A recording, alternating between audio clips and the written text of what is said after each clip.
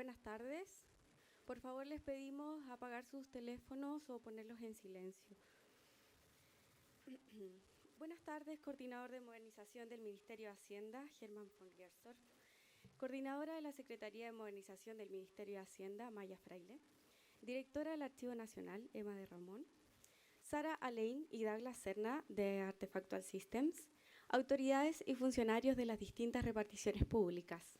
Señoras y señores presentes, sean todos bienvenidos al Seminario Internacional El Desafío de la Preservación Digital en el Estado de Chile, que organiza la Secretaría de Modernización en conjunto con el Archivo Nacional a través de su proyecto de modernización.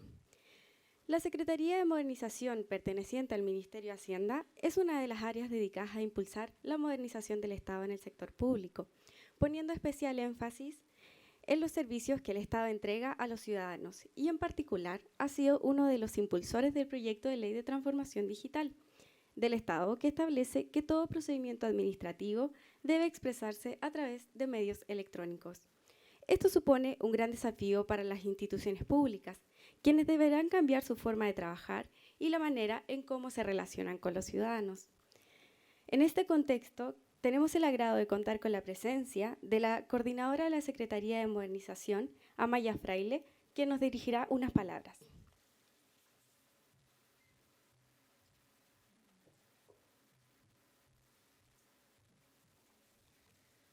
Muy buenas tardes, muchas gracias por estar acá.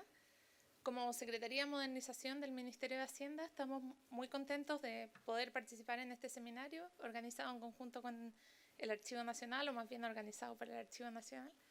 Para ser muy honestos, le agradecemos a Emma y a todo su equipo las gestiones que han hecho y el esfuerzo que han puesto en este trabajo.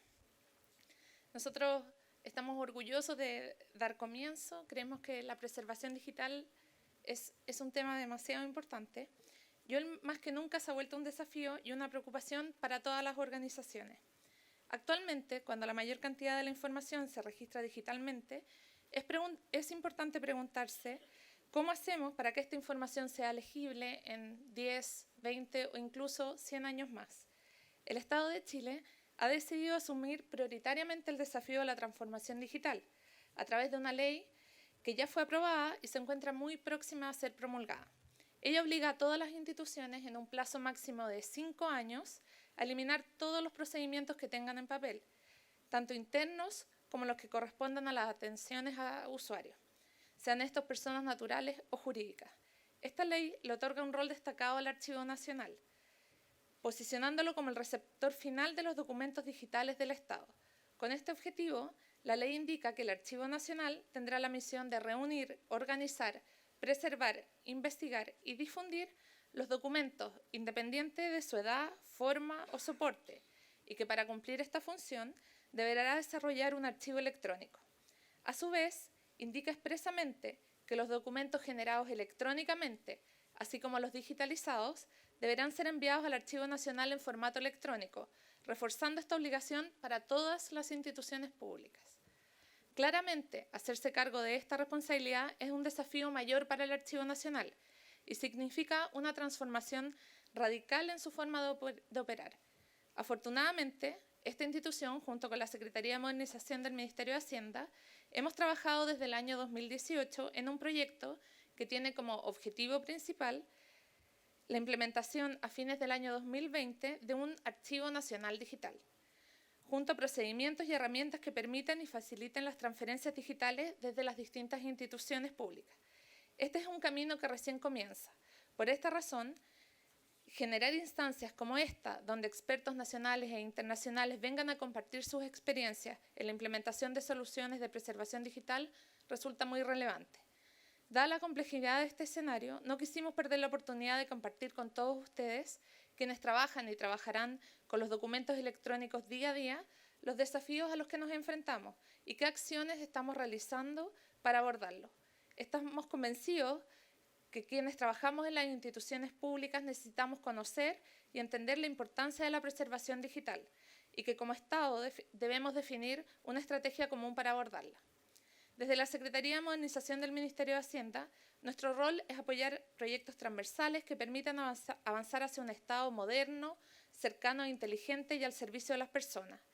por lo que nuestro compromiso es seguir apoyando el desarrollo del Archivo Nacional Digital y de la misma forma buscaremos seguir impulsando otros proyectos para hacer realidad la modernización de las instituciones públicas. Muchas gracias por estar acá y los dejo con Emma.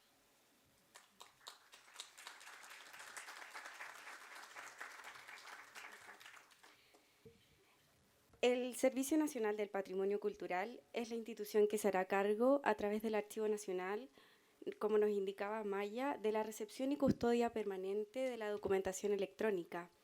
Y es a su vez quien dará acceso a la información que es de carácter público y abierto a la ciudadanía. La transformación digital es inminente y el Archivo Nacional se enfrenta a nuevos desafíos. Por eso, invitamos a que nos dirija unas palabras Emma de Ramón.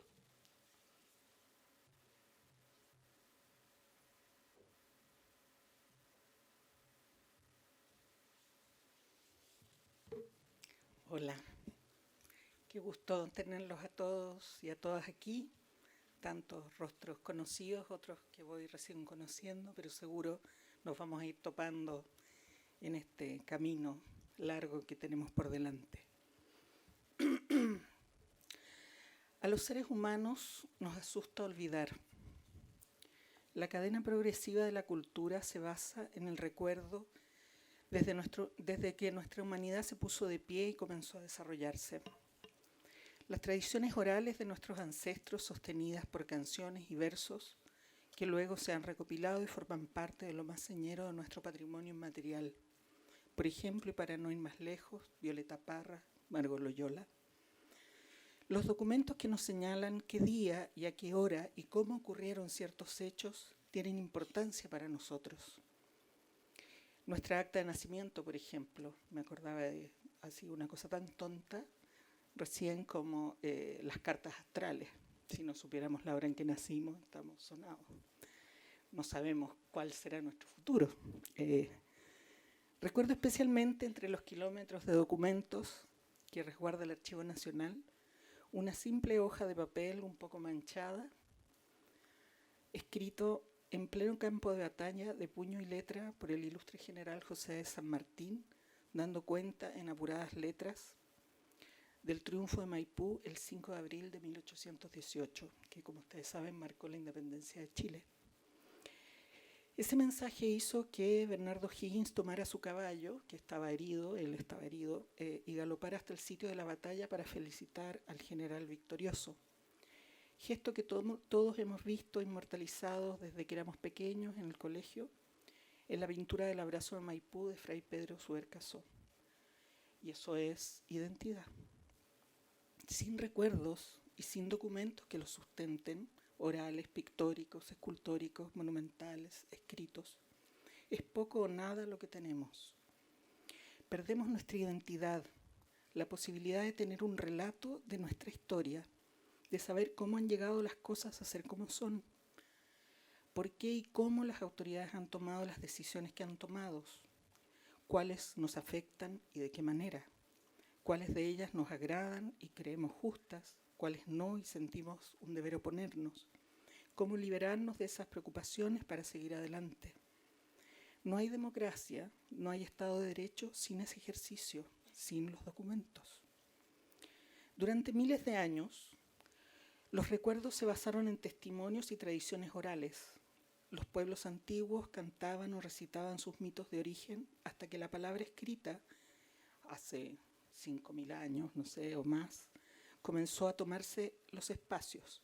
Primero los muros y diversos tipos de soportes, pergaminos, finalmente los papeles, hasta establecer archivos.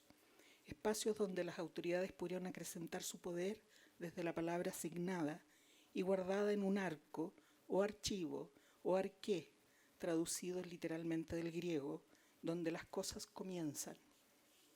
Todo comienza en la palabra.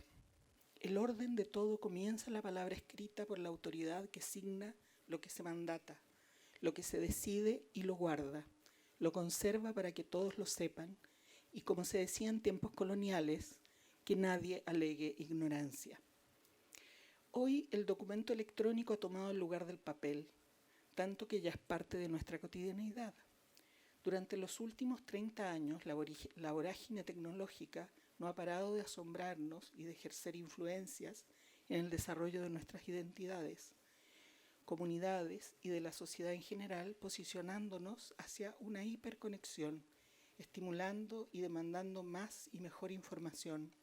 Los correos electrónicos, digitalización de imágenes, transacciones en línea, la comunicación por aplicaciones virtuales como WhatsApp o Skype, las redes sociales y, por supuesto, las enormes ventajas en efectividad, eficiencia, rapidez, acceso y almacenamiento que nos otorgan los medios electrónicos para resolver la gestión de nuestros documentos oficiales y actos administrativos son aspectos que no podemos ignorar. La Administración Pública de Chile ya no podía esperar más tiempo para hacerse cargo de este desafío y todos estamos de acuerdo en asumirlo, aun cuando sabemos que será un problema difícil de resolver, que implica grandes cambios humanos, funcionales y tecnológicos. Estamos claros y resueltos, vamos a hacerlo y lo haremos bien. Pero hay un tema que se nos ha quedado fuera de la discusión y que queremos abordar en este seminario. Es un aspecto del problema a resolver que todavía no se zanja en ningún lugar del mundo, para el cual hay algunas pistas, buenas prácticas, pero inmensas interrogantes: la preservación digital. Se nos ha quedado en el tintero, nada más y nada menos, que no podemos olvidar las decisiones que nuestro Estado va a tomar y refrendará por medios escritos en formato digital de ahora en adelante. Porque no solo unos eventuales historiadores querrán conocerlas en un futuro, sino porque el propio Estado y los ciudadanos querrán conocerlas hoy y en un futuro cercano, y dada la velocidad con la que evoluciona la tecnología de la información, de no tomar las medidas adecuadas, en breve plazo no tendremos acceso a las decisiones que nos afectan en todo orden de cosas. Así, mientras los papeles, los pergaminos, las piedras, las tradiciones orales son accesibles en el largo plazo, los documentos electrónicos, con todas sus ventajas, presentan una fragilidad material, si me permiten llamarlo así, tan fundamental que nos amenazan en aquello que nos es más preciado, nuestros recuerdos. Con la próxima promulgación de la llamada Ley de Transformación Digital, el camino ya está trazado y en unos pocos años más estaremos inmersos en la gestión documental electrónica, trabajando con documentos tramitados en plataformas especializadas, con firmas electrónicas avanzadas, con metadatos, obteniendo documentos finales válidos, íntegros, que reflejan las acciones y decisiones del Estado en todos los ámbitos de su accionar.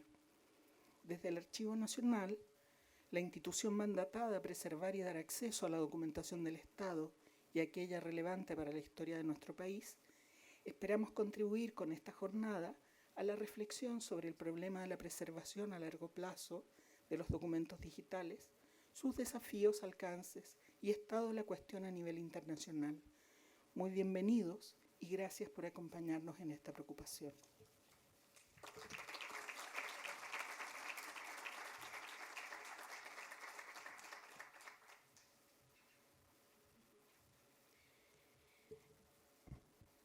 El proyecto de modernización surge a partir del trabajo conjunto entre el Archivo Nacional y el Ministerio de Hacienda con financiamiento del Banco Interamericano de Desarrollo. Está proyectado que concluya en diciembre de 2020 y tiene un presupuesto aprobado del orden de los 1.187 millones. A continuación, les invitamos a ver el siguiente video del proyecto de modernización del Archivo Nacional que explica el alcance y los desafíos a los que nos presentamos. Luego escucharemos al coordinador de proyecto, Hernán Cabrera.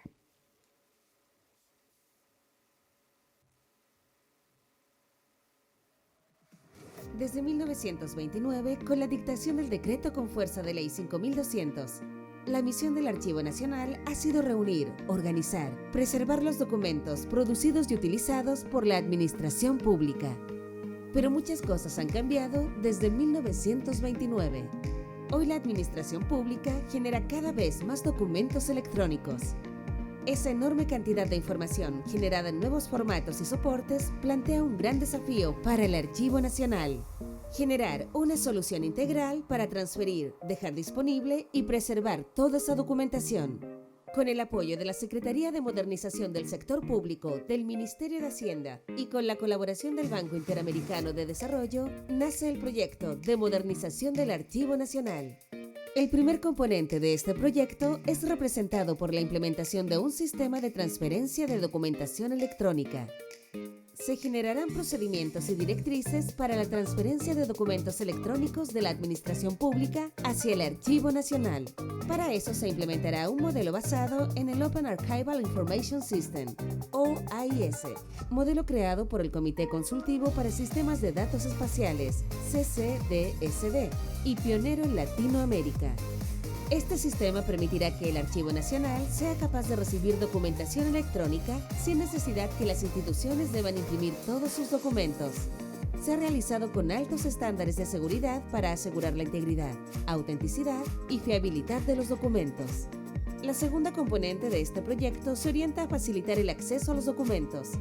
En los próximos años, todos los documentos electrónicos transferidos al Archivo Nacional estarán disponibles para ser consultados en forma online por las instituciones públicas y la ciudadanía desde cualquier lugar durante las 24 horas. Es muy importante asegurar por parte del Archivo Nacional la validez, legalidad, autenticidad e integridad de la documentación que se ponga a disposición de las personas. La tercera componente de este proyecto es la preservación digital. Este es uno de los grandes desafíos de este proceso y permite que un documento electrónico creado en un medio y en un soporte tecnológico pueda ser consultado a pesar de los cambios tecnológicos y tenga validez legal en el futuro. Por sus características de interés público, los documentos resguardados constituyen instrumentos que permiten garantizar los derechos y responsabilidades adquiridos por los ciudadanos y el Estado en el ejercicio de sus funciones y que permite la consolidación de la identidad nacional, el accionar de la democracia, la gobernanza y el desarrollo cultural del país. El patrimonio documental digital es el patrimonio del futuro. Sabemos la relevancia del paso que estamos dando. Porque tener un Estado más eficiente y moderno es un paso adelante para Chile, proyecto de modernización del Archivo Nacional. Gobierno de Chile. Chile en marcha.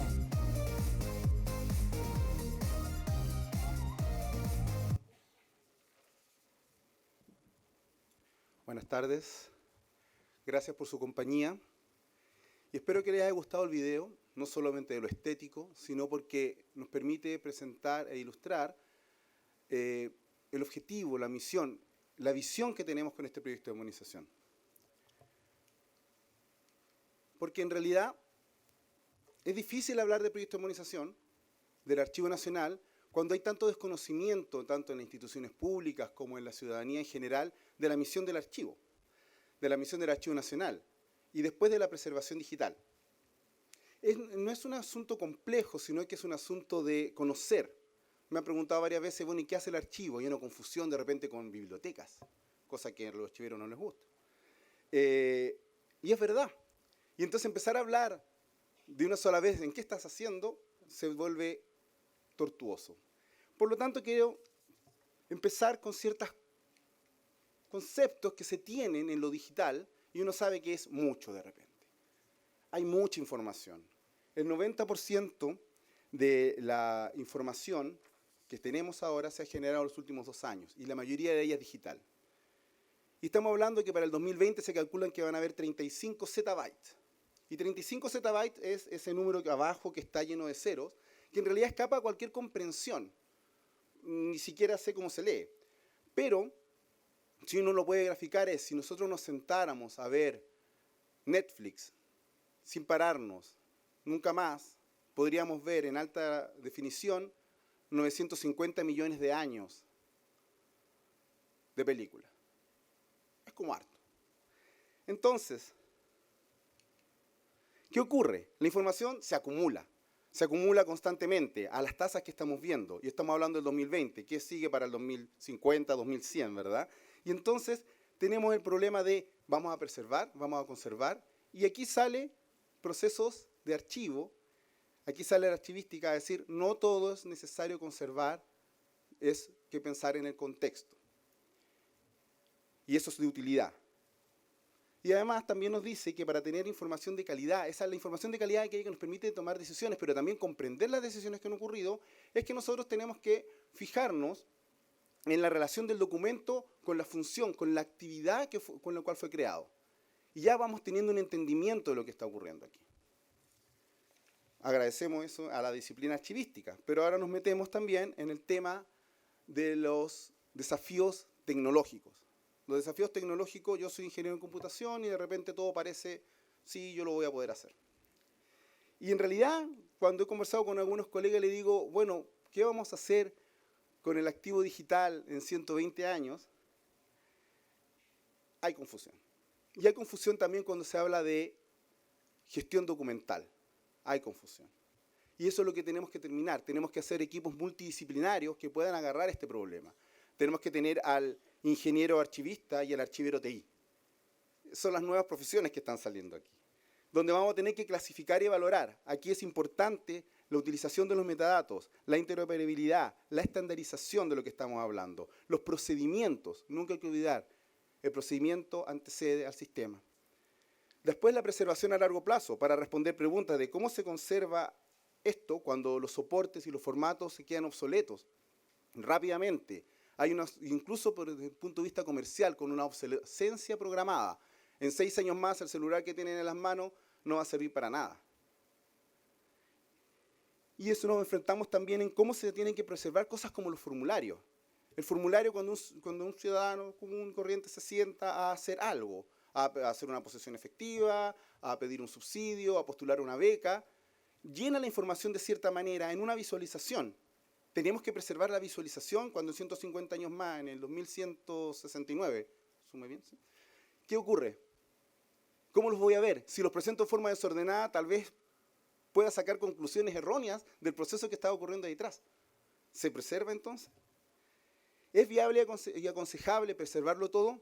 Espero que después de lo que dije digan que no, porque si no sería muy triste. Garantizar la custodia. Y tiene otro punto aquí. Ya, los logro preservar, logro resolver esos temas. Aquí la custodia documental es fundamental y por eso organismos como el Archivo Nacional son relevantes. Porque aseguran que el proceso por el cual ese activo digital de hace 150 años ha estado resguardado de tal forma que cuando yo lo obtenga, lo mire, lo quiero utilizar, es fiel reflejo del documento original. No sabemos cómo va a ser el formato desde 2169, pero seguro que no va a ser este. Por eso tenemos el gran desafío de la preservación digital. Pero la preservación digital tiene que ser comprensiva en todos sus aspectos, en todas sus dimensiones. Software, hardware, información, procesos. Los cuales también tienen que actualizarse en forma permanente con el cambio de los tiempos. Y lo más importante, las personas, siempre las personas. Y las personas que tienen que desarrollar nuevas habilidades. De las habilidades que lo hacen transitar, como lo dijo la directora, desde lo cuneiforme hasta lo digital. Y en 50, en 100 años más, no sabemos. Por lo tanto, hay que crear esos procedimientos que en sí mismos se preserven y se cuiden y se actualicen. Hablar de futuro no es fácil, y algunos que lo han hecho, prohombres de la computación, bueno, yo tenía un computador de 30 megas de disco duro, y esa cantidad de memoria, y un día le amplié la memoria a 2 megas. Me sentía feliz. Y tenía, no sé si reconoce a alguien esto, los millennials no saben qué es. Yo sí, lo usé. Y acá tengo un disquete que es 2 de 3, en donde está guardado un sistema operativo, que se llama MS-DOS, versión 3.3. No sé si a alguien le suena, los millennials no. Hemos perdido esto. Acá está la demostración de lo que significa, lo importante. Y esto era fundamental y lo tenía y lo cuidaba como hueso santo. Todavía lo cuido, pero no tengo dónde leerlo. Si lo coloco ahora y alguien me presta una disquetera, probablemente tampoco lo podamos usar. Se perdió.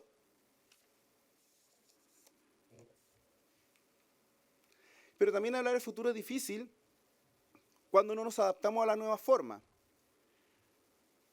Y Sir William estaba feliz con su cantidad de mensajeros que tenía, tal vez en bicicleta, a caballo, a pie, veloces, cubriendo las necesidades de comunicación para los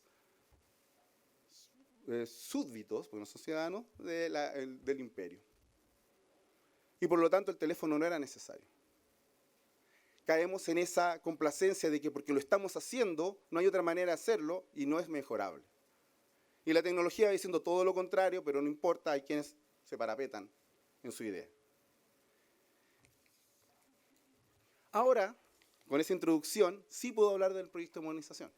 Sí se entienden los desafíos, sí se entiende que hay un mandato que es generar una plataforma, un ecosistema que nos permita la transferencia electrónica de la documentación electrónica desde las instituciones públicas hacia el Archivo Nacional. Y que esa plataforma y ese ecosistema no son 4 servidores y 3 planillas Excel. Y que ese proyecto va a sentar las bases de un Archivo Nacional Digital que va a responder a estos desafíos en plenitud. Y va a apoyar y generar valor en la transformación digital del Estado, que no es solamente una ley, es una acción y es una acción permanente. ¿Cómo se hace? Bueno, existe un estándar internacional, tan estándar que es una ISO, el OAIS, que permite que a través de 3 módulos o 3 componentes grandes, ¿verdad?, de esta manera simplificada, se hace cargo de esto. Un componente de ingesta, en donde comunicamos a las instituciones públicas y su relación a través de la transferencia electrónica de documentos, una componente clave de preservación, de almacenamiento a largo plazo, y el acceso, por supuesto, el acceso universal. Y aquí ya el acceso también cambia, y también cambia la forma como nos relacionamos con la ciudadanía. Ya no es venga de 9 a 6, es el acceso universal, de Arica a Punta Arenas. No, tampoco. Es el acceso universal de Alaska a Tierra del Fuego. Y también tenemos que estar a esa altura. Y esto es el plan.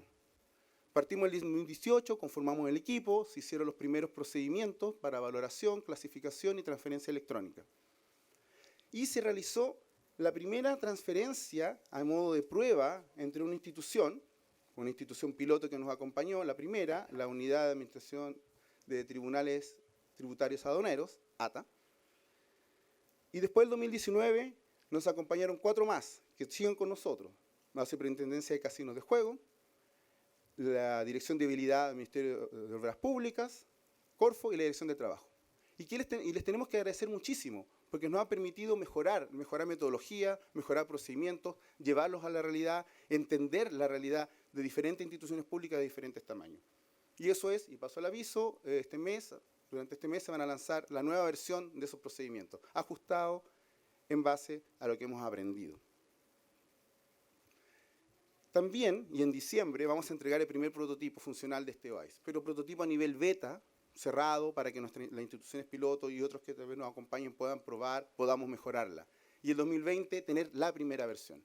Y hablo de primera versión porque vamos a tener decenas de estas en el futuro, tal vez ya no en el proyecto de modernización, sí en el Archivo Nacional Digital, porque no olviden, la preservación es para siempre y el cambio tiene que ser constante, la mejora.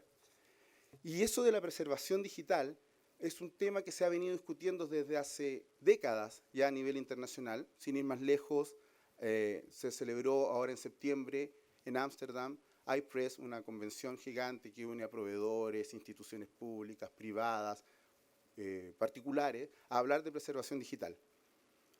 Uno de esos actores importantes es Artefactual System, una empresa de Canadá, con la cual nosotros tomamos contacto y empezamos a trabajar hace aproximadamente un mes atrás. Y ahora tenemos 2 profesionales acompañándonos, ayudándonos durante esta semana. Uno de ellos es Sarah Lane, a quien les dejo la palabra. Muchas gracias.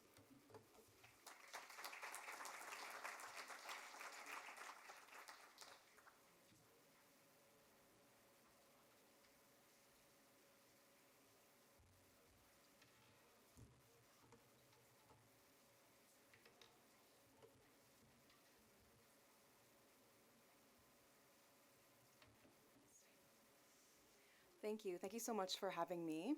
I'll give you a moment to put in your headphones for the translation.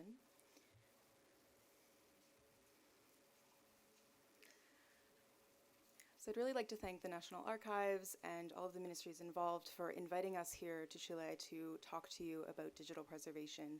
We've had a really nice 3 days so far this week, talking with the team at the National Archives about how the digital preservation project is going, things that we can do to make it better, to make it more efficient for the public institutions. It's been very interesting, and we're really looking forward to working more as we go forward in the next couple of months and into 2020 on this project.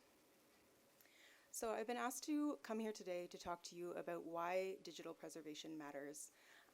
I work for a company, as has already been mentioned, Artifactual Systems. We are located in Vancouver, Canada. And I work for Artifactual because I think digital preservation is very important.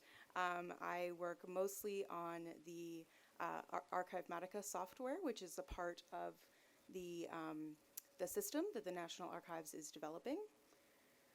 The company is about 25 different people. I say about because some people don't work full-time, and some people seem to work more than full-time. And we are located all around the world. We are in North America, Central America, and Europe, and our client base is international as well. We have clients that we work with on every continent except for Antarctica, though it would be nice to have a client there. And we work with institutions at all levels, from the smallest institutions with very small budgets to very, very large institutions who are achieving incredible things. So the project that I work on most often is called Archivematica. It is the part of the system that the National Archives here is using, and its purpose is to help users preserve digital materials in a safe and secure way. That is the primary purpose of the software. We are really focused on openness, on transparency, because we believe that you should know exactly what is happening to the digital files that you are preserving. We are focused on interoperability with other systems, because Archivematica is only one part of a preservation system. It has to work with other software as well. And flexibility. We realize that every institution has its own needs, its own requirements, legal requirements, or local requirements. So we need the system to be very flexible in order to accommodate everybody's needs. I should also mention that Archivematica is free and open source. So this means that the software is free to use. Anybody can use it at any time. You yourself can go to the website and download it onto your personal computer and use it however you want. And it's open source, meaning that the code, the software code is visible. You can look at it, you can change it, you can do whatever you want with it. And we don't charge. You never have to talk to Artifactual, the company, to use the software. And we think this is really important because it means that anybody can use Archivematica and be a part of the digital preservation community. And the more people that we have using the software, participating in digital preservation, the stronger our community is. And we are a small community of people who are very passionate about this topic. So the fewer barriers there are to being a part of the community, the better. You might be wondering how we make any money, since we give the software away. We offer services, as we are for the National Archives of Chile. We offer hosting services, development services, those kinds of things, and that's how we make money in order to make this software free. So the main functions of Archivematica are to discover technical information about the files that are being preserved. When you have a digital file in front of you, you can see sort of the content of the file, but sometimes you don't know exactly all the other things that are happening in that file. There's a lot of technical information about the file. I'll come back to talking about that in a moment. We can also use Archivematica to transform files into preferred preservation formats. So Hernan mentioned that some formats are very soon to be obsolete, or that we design technology to expect obsolescence. Archivematica, we know that, and Archivematica is one tool that you can use to help stop that from happening. So some formats are good for long-term preservation, for preserving files for many, many years, and one thing Archivematica can do is convert your files into those formats based on local business rules, based on your rules, your preferences. And finally, Archivematica packages those files for long-term storage. So when we put things into storage with Archivematica, they are packaged in a particular way that will help support the goal of being able to access them for the long term. So the question is, that was a little brief description of Archivematica. And it is digital preservation software. But what is digital preservation? This is the question that I think even in the digital preservation community, we are sometimes still asking ourselves, what does it mean to preserve digital material? There are a lot of definitions. I think if you're in the back of the room, this might be a little bit small, but I'll read out the definition. So I've chosen a couple of definitions that highlight some things that I think are critical to understanding what digital preservation means, what it means when we say it as archivists, and what we're trying to achieve. So digital preservation means sourcing computer-based material that is worthy of preservation, getting that material under control, and then maintaining the usefulness of that material forever. That's a quote from Dave Gerard, who is part of the Digital Preservation at Oxford and Cambridge Working Group. So I'm going to quote a couple of different institutions so you can see that this is a problem being worked at all over the world. I like this quote because it focuses on getting that material under control. So if you, my boss, sometimes I look at her computer and I'm like, how do you live with all these files everywhere? Her desktop on her computer is covered in files. And I'm like, how? Like, how do you find anything? So part of what we do is, as archivists, is we look at all of the files that we want to keep for the long term, and we apply controls on them so that we can find things, we can understand the context of where the file was created and why we might want to preserve it for the long term.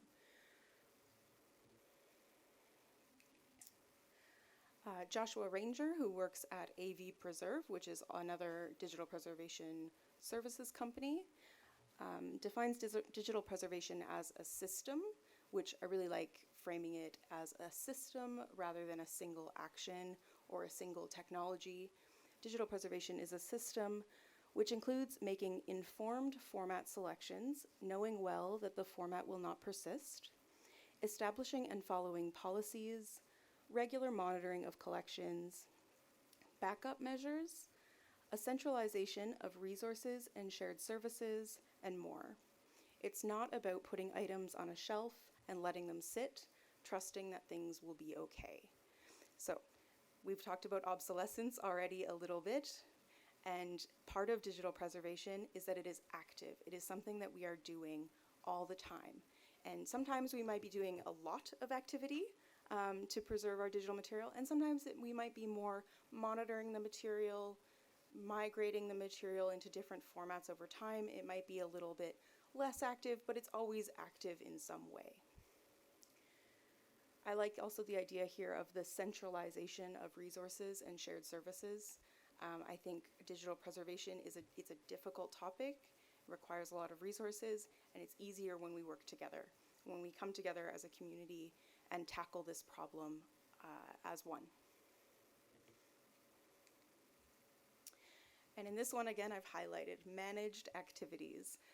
It's all about actions and activities. So in the Digital Preservation Coalition glossary, digital preservation is defined as a series of managed activities necessary to ensure continued access to digital materials for as long as necessary. I like this one because it mentions for as long as necessary. We know that not everything needs to be kept forever. And Hernan mentioned, if we kept everything forever, we would be crushed under the weight of all of the data that we have. So I like the idea of keeping things accessible for as long as we need them to be accessible. For some things, that might only be 5 years, 10 years. For other things, that might be forever. They might be important enough that we think we should keep it forever. The Digital Preservation Coalition is a nonprofit organization that brings together digital preservation specialists, digital preservation experts from all over the world, from all different kinds of institutions that are working on this problem. So why do we preserve digital materials? I've just described that it takes a lot of effort, it takes a lot of resources to preserve these things, so why do we do it? What is it about the original digital record that makes it better to preserve than, say, a printed paper copy? Because you might be thinking, well, it's easier to preserve a piece of paper. Of course, I can always look at a piece of paper. Unless it gets destroyed in a flood or something, some disaster, the paper is always going to be there. So what is it about the original digital record that makes it better? What is the inherent value of that original digital record? And what kinds of information are we losing when we don't save digital materials? And what impact does that loss have? I think these are questions that the digital preservation community thinks about a lot. We think about these things all the time, and we worry about them, and we lose sleep over them because we have nothing better to do, I guess. But these are the things we worry about. So I wanted to talk a little bit about the inherent value of digital files and why digital files themselves, in and of themselves as digital objects, are important. So we can learn a lot about that original file by inspecting the file itself. So digital files have an inherent value that is independent of the informational value of the file. So if you have a document, a memo, a policy statement, some sort of document created in your day-to-day business activities, you of course have the informational value, the actual content of that document, who wrote it. It might have an author, a title, the actual body of the document with the text. That's the informational value of the file. But digital files also have a technological value. They have an inherent value independent of that informational value. So we care about what the document says, but we also care about how it was created. That's something that is really central to thinking about digital preservation. It's not just that the document exists, but how the document came to be, technically how it came to be. And this is a concept that we call significant properties. There was a significant properties workshop held at the British Library a few years ago. It was run by JISC. They are an educational services provider in the United Kingdom. They provide IT services, information technology services, to universities all over the United Kingdom. So when I talk about JISC, I'm really talking about all of the universities in the United Kingdom. They held a workshop to discuss what significant properties means in the digital realm. And they came up with this definition: the characteristics of digital objects that must be preserved over time in order to ensure the continued accessibility, usability, and meaning of the objects, and their capacity to be accepted as evidence of what they purport to record. So this is, again, independent of the informational value of the object. It's independent of the text of a document. We're talking here about the intangible characteristics of the document. So I won't leave you hanging with that. We'll look at what significant properties means. Not everything in a file is significant. Some things are not significant to upholding, as the previous quote said, accessibility, usability, meaning, and capacity to be accepted as evidence. So content is the first one. This is that informational value, the information that an object contains or conveys. Context is also important. The background information about the technical and business environments where the object was created.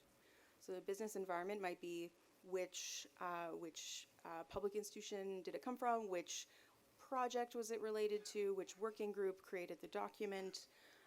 But there's also the technical environment, which computer was being used, how many times was this document edited before it was sent out, those kinds of things. There's the appearance, how the content of the object appears, because appearance can make a big difference in how we understand a document. If it's formatted like an official government document, then we say this is an official government document. And if it's formatted like a university student's first ever research paper, then we think this is maybe not very good. We also look at structure, so the arrangements of the components of the object. Quite simply, things like the number of pages and the order that the pages go. And also the behavior, so the functionality that is intrinsic to the object. Things like hypertext links, visualizations, graphs, and charts. So these are all things that we are looking at to ensure ourselves that, again, the document is accessible, usable, meaningful, and we can accept it as evidence. By evidence, I don't mean legal evidence, but evidence of what it's supposed to be. We believe that this document is true. So when we talk about document files, which is largely what the National Archives will be dealing with in the next year, in the next 5 years, we are looking at some embedded information in each of those documents. We're looking at information like who created this file and when, what software they used to create the file, when the file was edited and by whom, and the object's characteristics, so number of pages or words or characters, number of tables that are in the document, number of graphics, language, fonts, and features such as annotations. If you think about accessing a document over time, we need to know this information, say in 5 years, in 10 years, so that we can kind of understand the context of how this document was created, and also that we can assure ourselves that the document is accurate, is still how it was when it was created, and when we preserved it. So significant properties help us to ensure that a document is authentic, it is what it says it is, that it's reliable, that it hasn't changed over time. If we are looking at a document and we originally, it's supposed to be 35 pages and all of a sudden it's 32, we're like, what happened here? We are missing some pages. Significant properties help us to know that a document is accessible. So it's not helpful to have a document if we can't read it. And also that it is usable. And usable and accessible sound the same, but usability refers to the way that we experience documents and ensuring that we can experience the document in the way that it was intended. You can think of if you are watching a presentation and it has some moving graphics in a presentation, or a chart that grows over time to show you the growth of some value. Those features of the document help us to understand or help us to experience the information of the document in a way that would be very hard to replicate outside of its digital format. So what do we lose? When we don't preserve original digital records, we can lose some of the significant properties of the file. Not all of them. Some of them are going to be maintained, no matter what format we are working in. But some of them we are in danger of losing. And if we lose too much, we are in danger of not being able to prove that our materials are authentic and reliable. This has an impact on the use of our records as evidence, also known as their evidentiary value, and also as historical record. So if we can't prove that a document is the way that it's supposed to be, then we can't use it as evidence of government activities, we can't use it as part of our historical record without adding a lot of caveats to that understanding. So how do we preserve these significant properties? Now that we know that digital documents are important in and of themselves, and that they have these significant properties that we can't replicate when we take them out of their digital form, how do we preserve this? And this is the things that we stay up at night dreaming about. There are a lot of different approaches to digital preservation. I realize that the second line of text is quite small. The first, I'll go through all of these and I'll tell you what the digital preservation community has decided to do. One approach we could take is to be very technocentric, technology-centric. We could keep and maintain original hardware and software forever. This would mean saving at least one working version of every computer that the government has ever purchased, and also a working version of every piece of software that every staff member of the government has ever used. Very quickly, you can see that that is a lot of computers and a lot of software and would be very hard to manage. But some institutions do it. Usually they have a special mandate to do that kind of thing. We can take a data-centric approach by maintaining objects in current data formats.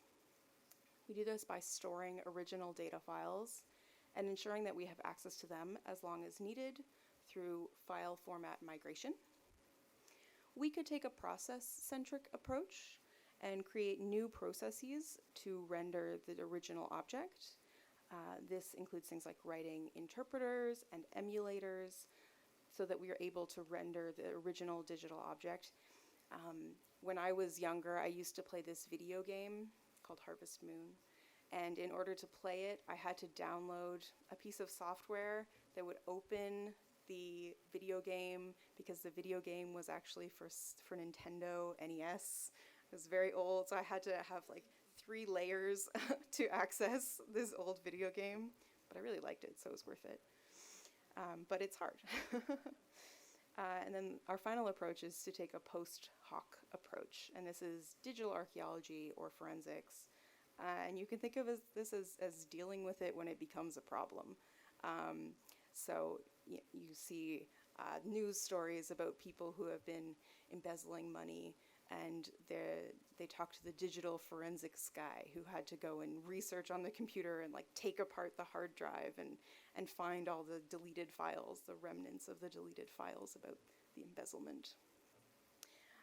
Not ideal for long-term sustained digital preservation.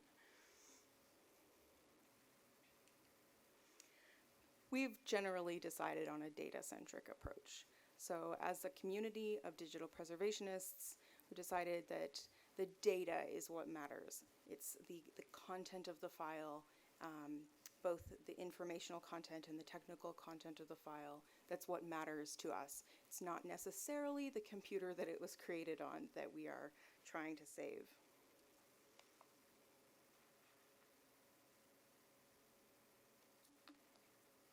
So when we take a data-centric approach to digital preservation, we preserve those original files, but we also migrate them to formats that we believe is best for long-term preservation and access. When I say migrate, I really mean copy. We're always keeping those originals. In the future, it might be easier to copy from the original file always, as opposed to copying from a copy. It's like if you've ever photocopied a piece of paper and then photocopied it again and then photocopied it again, and it starts to get those dark lines. We want to make sure we have the clearest quality.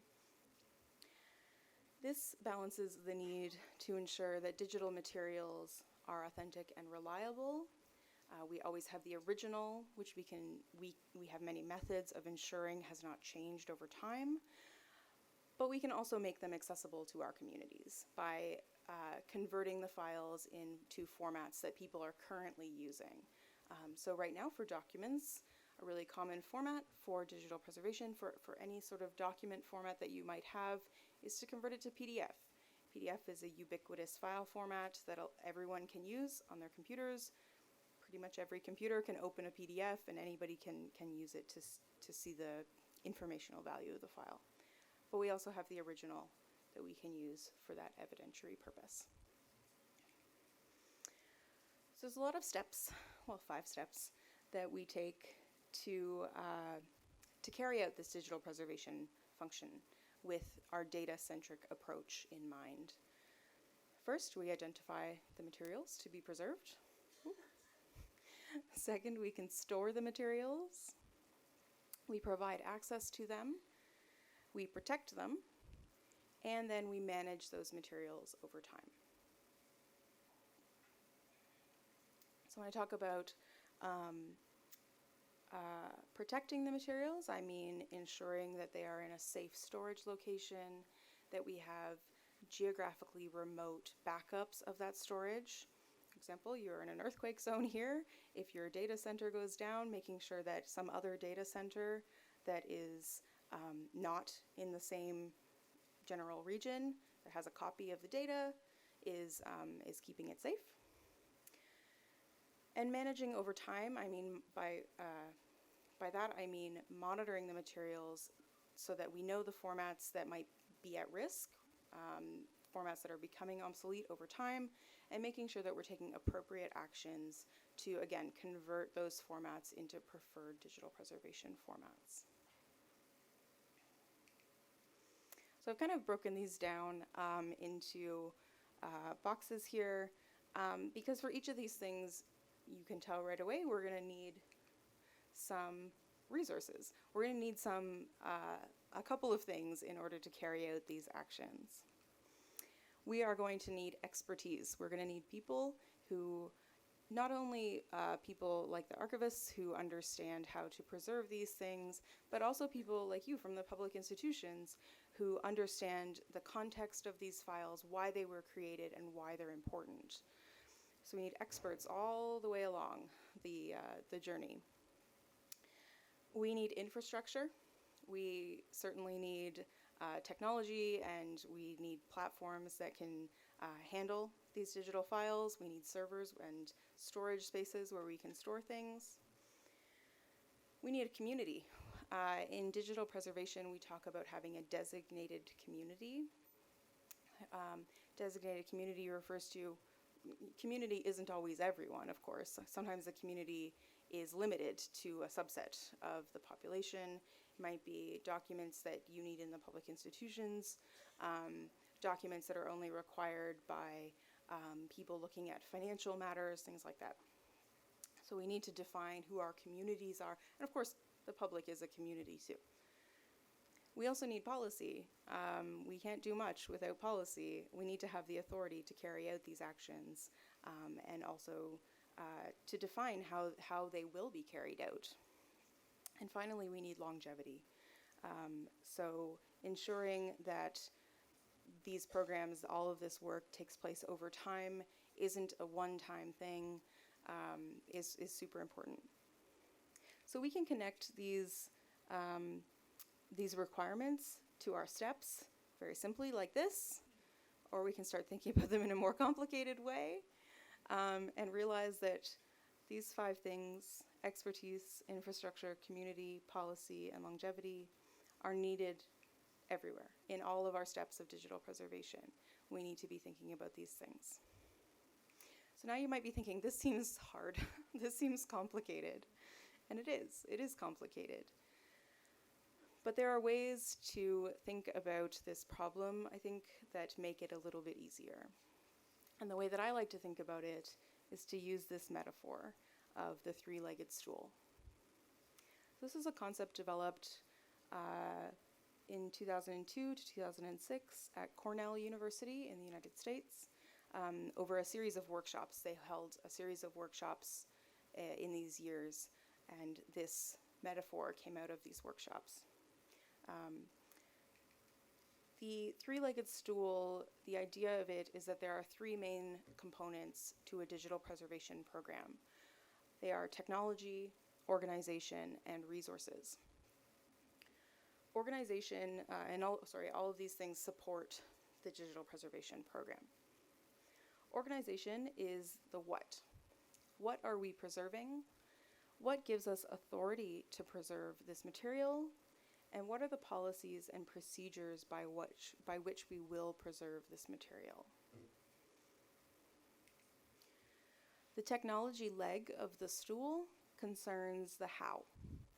Which strategies will we use to preserve specific formats? Will we save all of the computers, or will we just save the data? Which tools and systems will we adopt? So in the National Archives, that's things like Archivematica and the other tools that are being used in the National Archives right now. And which workflows and procedures will we follow? So this is more the day-to-day, how will we do the work, small detail kind of stuff. And finally, resources. So how much? who will do this work and how will we afford them? And how do we fund this new and permanent endeavor? So the idea here of the three-legged stool is that these three legs need to be balanced. You need to find a balance between organization and resources and technology, because if one leg is shorter than the other, the stool will fall over. If you have great technology and great organization but no resources, the stool will fall over. And if you have great organization and great resources but no technology, you can't do much with your file. You can receive it, but there's not much you can do with it without any technology. They're all equally important to supporting digital preservation programs.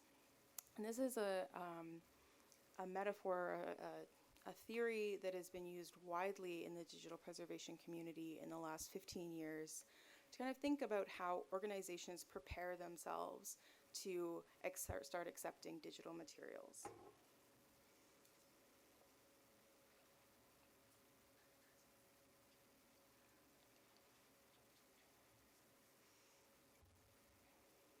I bring this up every time I talk, and I've already talked to the folks at the National Archives about this. I'm sure they're like, yes, three-legged stool, we get it. I'm going to leave you this idea that digital preservation is an investment. And I'm going to give you some examples of how far that investment can take you, exciting things that can result from this investment.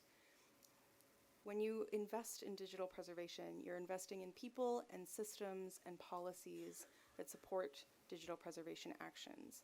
And the difficult thing about investing in digital preservation is that the return on investment is not always very obvious. It's not like investing in better medical facilities and then people are healthier. It's not necessarily like investing in stocks and then you get more money back. The return on investment is a little less tangible, and I think that can make it a little hard to sell digital preservation. This investment is really long-term. It's forever, and it requires ongoing support and attention, but it pays off with more reliable, authentic, and accessible records, and those records can be used for all sorts of things. This is kind of this first example that I'm going to show actually has sort of two parts. I wanted to show you an example from my hometown where I live in Vancouver. Vancouver in 2010 hosted the Winter Olympics. And of course, Canadians only care about the Winter Olympics. We don't care about the Summer Olympics at all because we like snow. When the 2010 Olympics were being planned, the City of Vancouver Archives realized that they would be getting all this material in digital format for the first time, the biggest accession of digital material that they'd ever received. They were going to be receiving just a ton of digital material that they were going to need to deal with. So I went to go find this article. I could tell you all about what the Vancouver Archives did to prepare for this. And I found this article from the Vancouver Courier, which is a newspaper in Vancouver. It's from February 21st of this year, and you can see that the image is broken. And I was like, well, this is an article about images, about photographs. That's not very good. Like, I want to show you the nice image of the torchbearers in the Olympic relay. So this led me down a digital preservation journey, because being an archivist, being a digital preservation person, the first thing I did is went to the Wayback Machine. I'll tell you a little bit about the Wayback Machine. This is that same article, but I went to internet.org and went to this tool they have called the Wayback Machine. I put in the URL of the article and was able to find a web capture of the article from February 22nd, the day after it was published. I can see the image here. All of the other images in the article are still there as well. So this is the same article captured using the Wayback Machine. And this gave me a nice segue into talking a little bit about investing in usability. So in this article, I still had all of the information about this Torch Relay or about the Vancouver archives and the work they'd done. But an article about photographs without the photographs isn't very nice to look at. And so my usability was compromised. So the Wayback Machine is something that represents that investment in usability. And I'm much happier looking at this than I was at this. It was launched in October 2001, so it is 18 years old this year, by the Internet Archive, which is an American nonprofit digital library. They're located in California. And in the 19, terrible at math, archivist, not mathematician. In that time, they've archived over 1.9 billion web pages, many of which are no longer accessible. So if you remember a website, maybe you were an early internet adopter and you were online on the forums in the late 90s and you remember this really cool website that you used to go to and you try to go to it now and it just says page not found. You can go to the Wayback Machine and there's a pretty good chance they'll have it. If it was popular at all, you can go to the Wayback Machine and find it. So the Internet Archive has invested not just in information capture, but also in making sure that you, as a user, are having a good experience, that you are seeing not just the files that make up a website, but are able to use it in a way that is fun and interactive and enjoyable. So back to the Vancouver archives. Once I found the article, I wanted to talk a little bit about what the City of Vancouver Archives did with these records from the Olympic Organizing Committee. So the headline of the article is Vancouver Archives releases thousands of photos of 2010 Olympic torch relay.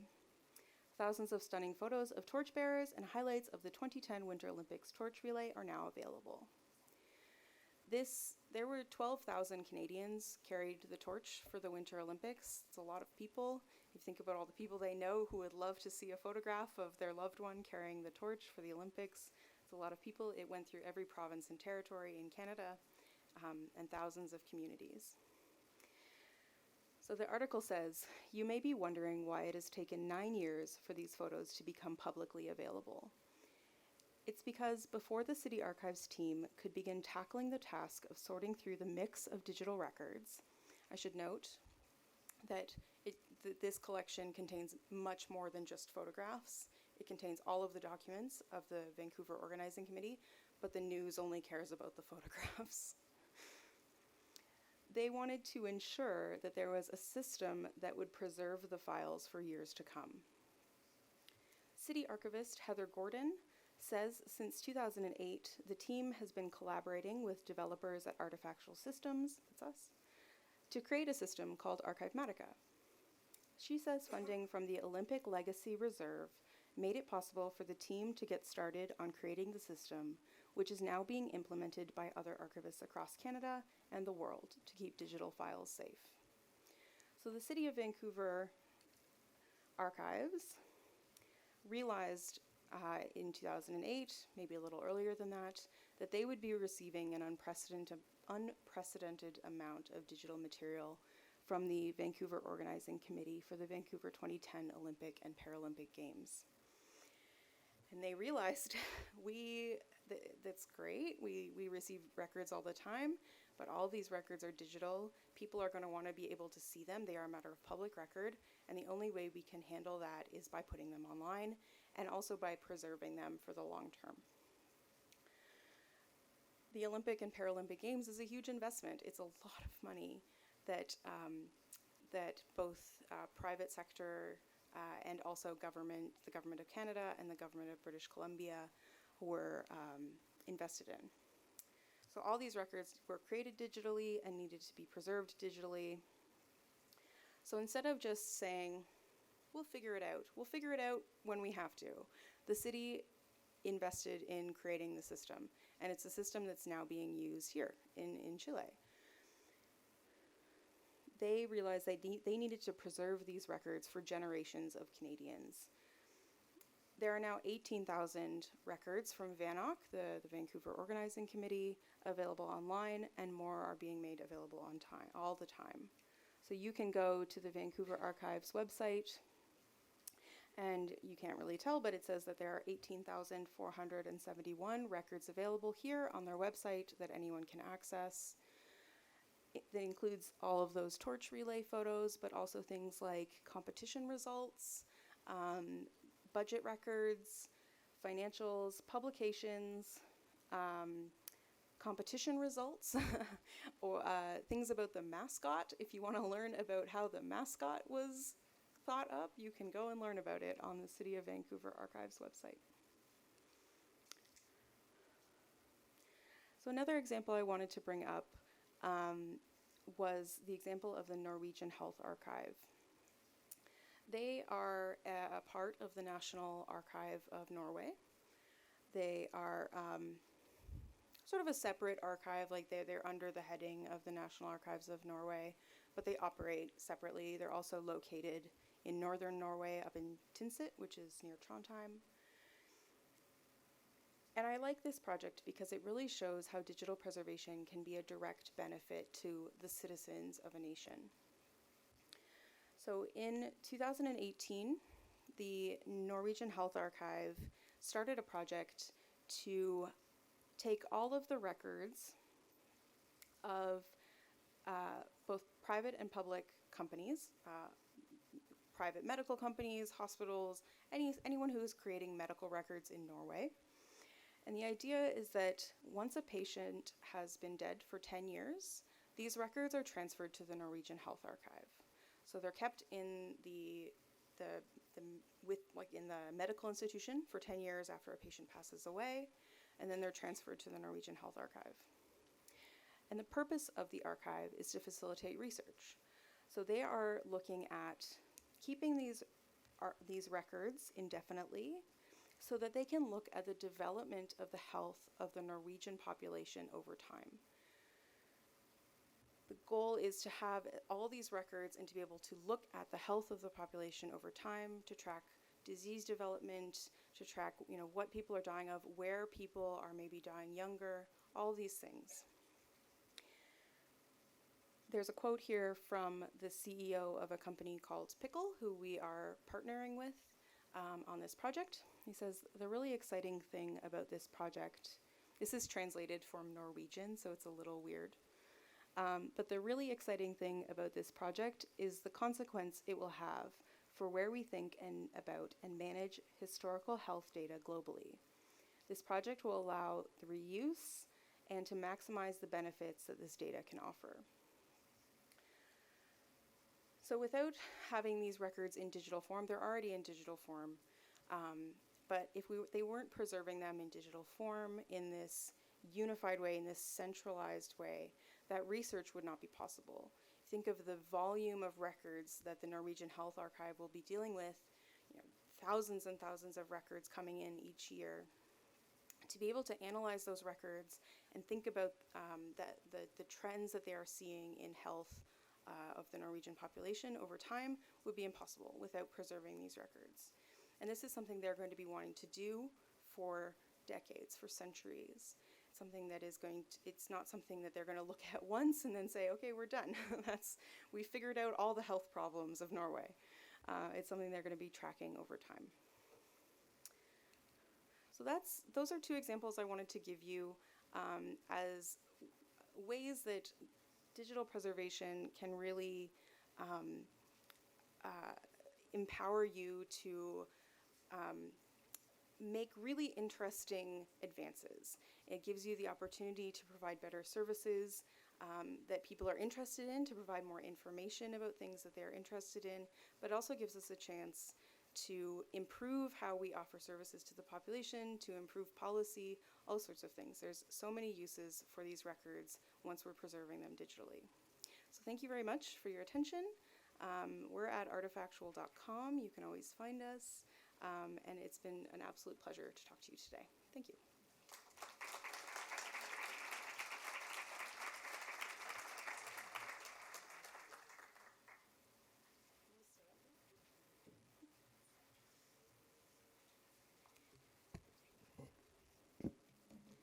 Muy bien, ahora dejamos el espacio abierto para que puedan realizar todas las preguntas que tengan. Por favor, alcen la mano, deben hacerla con un micrófono para que funcione la traducción simultánea.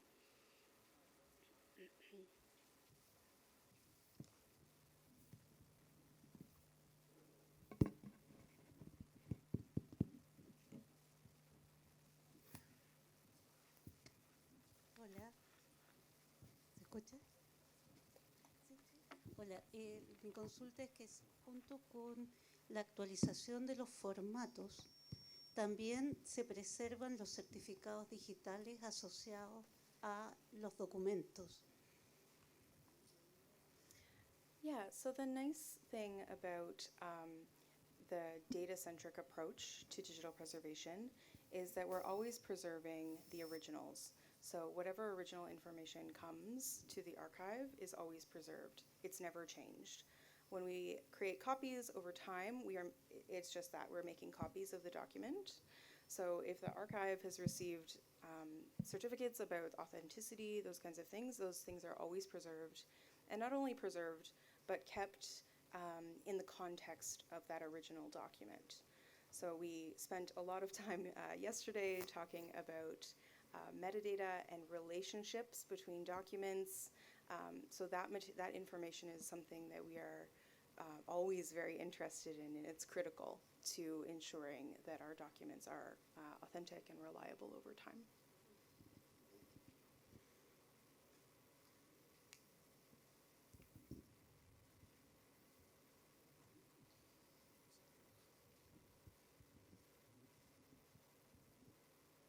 Hola Sara, mucho gusto.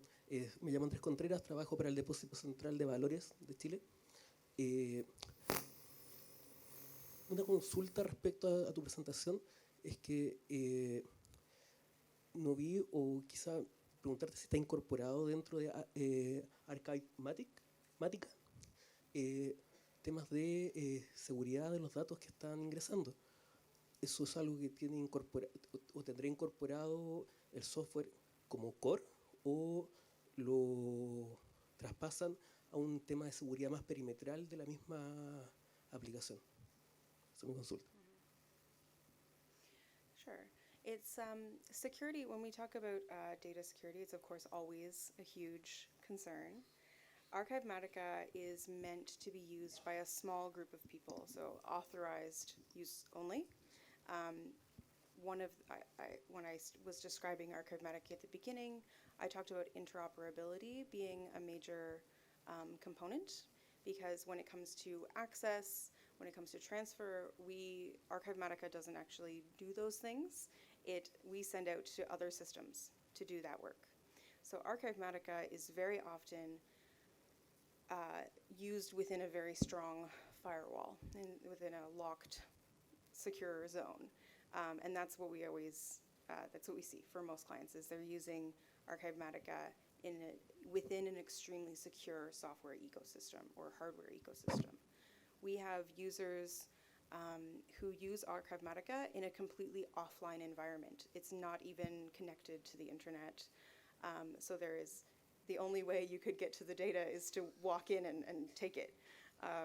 So there's a lot of ways of making it extremely secure, because the intention of it is that only a small group of people would use it. And at the National Archives, it will probably be used in a very automated way.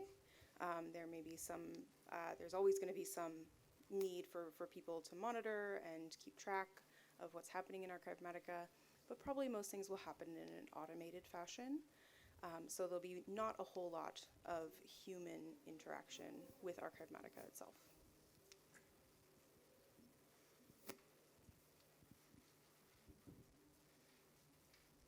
Hola, ¿se escucha? Sí. Buenas tardes, mi nombre es Jorge Rosas. Yo he estado interiorizándome respecto del proyecto que existe de modernización o la transferencia de documentos electrónicos del gobierno, o del Estado, mejor dicho, y me he dado cuenta de que se quiere estandarizar, digamos, tener un software que transmita documentos entre los servicios públicos Sin embargo, este mismo software no genera un número único del documento. ¿Ah? Por ende, estamos replicando, vamos a tener que seguir teniendo más software, o sea, es un software más a los que ya nosotros tenemos, que son los que nos generan el número de documentos. La pregunta ahora va, en Canadá, no sé, tienen el Estado de canadiense, tiene un software universal para todos los servicios públicos que generen y que interactúen todos en ese mismo software, porque hoy día tenemos nosotros diferentes software repartidos por todos los servicios públicos. Entonces, unificar eso va a ser muy difícil. Y mi pregunta es si eso sería más eficiente o si cuenta Canadá con un software de ese tipo. Que todos los servicios públicos ocupen un solo software y que sea del Estado, no de una empresa privada. I wish I could tell you that, yes, everything was perfect in Canada, but it's not. So in Canada, we have a division of responsibility between the federal government, the Government of Canada, and the provincial governments. So I live in the province of British Columbia. A lot of records are under the control, like a lot of records about me are under the control of the provincial government of British Columbia. Some of them are under the control of the federal government of Canada. It depends. So the answer to your question depends on which government you're talking about, of course. The government of Canada is actually, it's taken them a long time to sort of decide how digital preservation will work at the federal government level. They have gone through a few different processes of selecting systems. So I don't think it's very consistent across government departments, because in the last 20, 25 years of creating digital documents, of course, all of the departments are going to come up with different methods of organizing those documents. So I think that is a universal problem. That said, the government of British Columbia has been doing digital records keeping maybe a little bit longer or a little bit more formally than some other places. And I think that they have a little more consistency among government departments. But I suspect it's taken time and experience, coming from the provincial archives of British Columbia to sort of get all of the departments working in a way that makes sense together. So it's not something that I think is accomplished in a day. I think it's something that slowly happens over the course of many years, and it takes a lot of trial and error to decide on those things. So I wish I could tell you, maybe the folks at the archives have a better answer. I wish I could tell you that it was an easy problem to solve, but we've all been creating our digital materials for many years in our own ways, in the ways of our departments, and it just takes time. I think it's hard to understand what every department is doing if you are the central place that is collecting the records. It's hard to understand what many dozens or hundreds of departments are doing with their records, and it just takes time and patience and also sensitivity to understand why departments are doing the work the way that they're doing. Sorry, I don't have a better answer.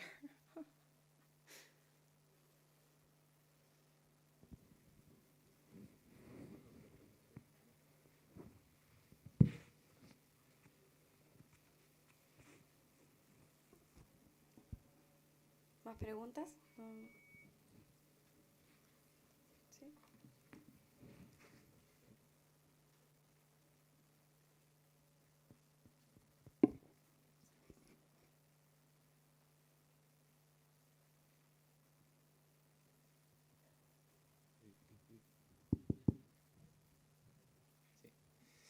Bueno, buenas tardes y gracias por tu magistral presentación. En Chile nos vamos a ver enfrentados yo diría como al desafío de tener respaldos en papel y respaldos digitales. ¿Cómo se hace en Canadá esto, dado que tienes esta mixtura probablemente y sobre todo en las fases de transición? That's a big question. I hate to the folks with the Archives Modernization Project know that my answer is always, it depends, but it does. One thing we can do is make sure that we are capturing really good metadata about our digital materials, because if we have paper copies or paper versions of that material, we want to be able to always make the connection. So when you look at digital materials, we want it to be very clear to you that there was an earlier version, it is preserved on paper, it is in this box, you can go find it. And that requires a lot of knowledge about metadata. It's something that archivists are experts in. It's metadata creation. Archivematica does some of this work. It can help us understand the relationships between documents. It also provides a mechanism for capturing metadata provided by the public institutions, so that it's always connected to the digital document. It becomes very complex when we're dealing with materials that exist in many places, but it's a problem that archives have always dealt with. We may have copies of documents that are located in different archives for whatever reason. They might have slight differences that we need to recognize in order to understand the context of the document and why this has happened, that we have the same document in many places. So this is something we've always dealt with. And the answer is usually just making sure that the metadata that we're capturing is really as correct and as robust as possible, making sure that we understand the relationships between metadata and the object and objects and other objects, so that we can always understand where things came from in what context. Does that answer the question? I'm not sure. Okay.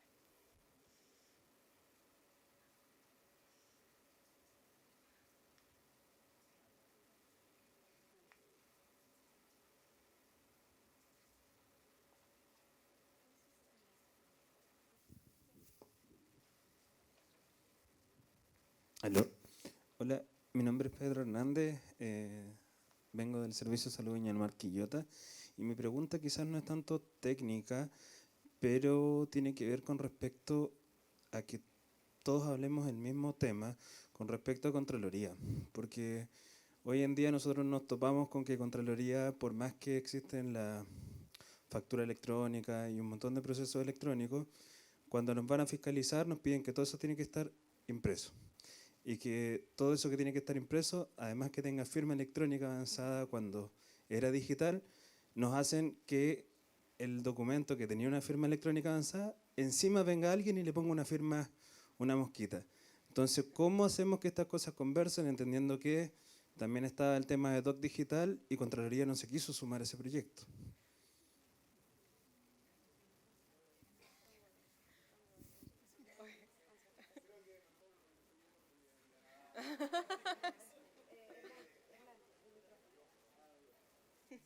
Ok, es cierto algunas cosas que se dicen de Contraloría, otras cosas no son ciertas, pero todo es, y voy a tomar las palabras de Sara, depende. Y depende del abogado que está al otro lado y quiera o no quiera algo. Pero más allá de eso, lo que sí se está logrando y para lo que sirven iniciativas como el programa de modernización, ¿verdad?, es para poner a conversar a todos los actores para encontrar una forma común de trabajar en el Estado.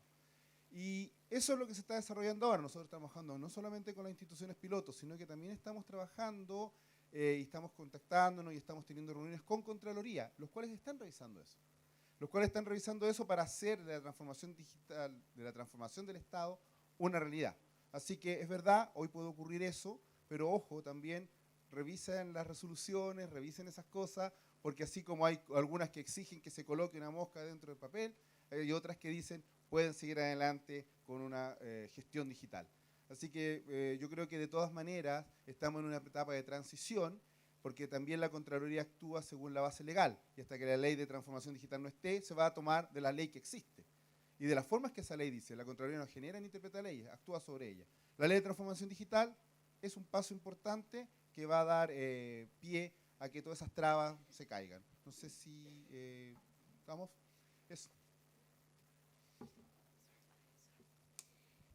Ok.